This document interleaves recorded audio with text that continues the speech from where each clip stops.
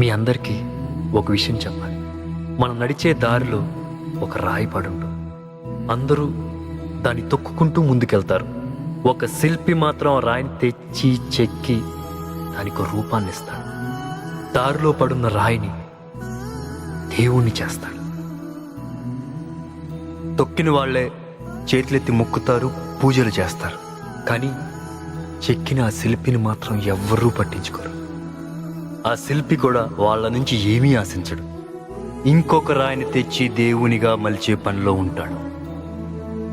ఈరోజు నేను software, Sujatha IAS, Chandu writer, doctors, lawyers, engineers, ఇలా మమ్మల్ని చెక్కిన మాస్టర్లు మాత్రం అమాయకుల్లా ఎక్కడో వెనకాలే కూర్చుండిపోయి మమ్మల్ని ఈ స్టేజ్కి తీసుకొచ్చి గౌరవిస్తున్నారు.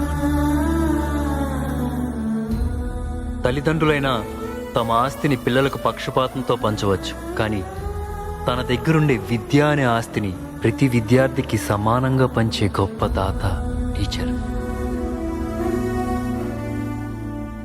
ఈ ప్రపంచంలో ఎవరెవరినో ఏవేవో చేసి వాళ్ళుగానే మిగిలిపోయేది ఒక్కరే, మన గురువులు.